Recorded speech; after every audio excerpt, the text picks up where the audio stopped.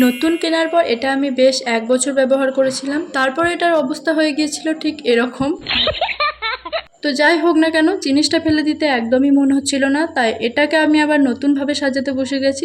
তারই জন্য প্রথমত যেখানটা ভেঙে গিয়েছিল সেখানটাকে ঠিক করে নেওয়ার পর উপরে কালার করে দিয়েছি। কালার করার সময় একটু অসুবিধা হচ্ছিল, কারণ এই পেন্সিল বক্সটার উপরের অংশটা একদমই সমান ছিল না। তো এখন আমি এটার উপর কবিগুরু রবীন্দ্রনাথের ছবি আঁকার চেষ্টা করেছিলাম, কিন্তু আমি যেহেতু ছবি আঁকা সেরকমভাবে জানি না বা শিখিনি, তাই মুখটা শেষ পর্যন্ত কার মুখ হয়েছিল আমি নিজেও জানি না। তো ফাইনালি অনেক চেষ্টার পর মোটামুটি একটা লুক দিতে পেরেছিলাম। আর এখন এগুলোর মধ্যে কালো কালার করে নিয়েছি। আর পেন্সিল বক্সটার নিচের অংশটা অনেকটাই ফাঁকা লাগছিল, তাই ওই আর কি একটু ঢেউ খেলানোর মতো যাই হোক কিছু একটা করেছিলাম। যেহেতু এটা আমি প্রায় 1 বছর ব্যবহার করেছি, তাই সুতোটা পাতলা হয়ে যাওয়ার জন্য সুতোটাও একটু চেঞ্জ করে নিতে হয়েছিল। তো এই হচ্ছে এটার ফাইনাল লুক। যদি ভালো লেগে থাকে তাহলে লাইক অ্যান্ড সাবস্ক্রাইব।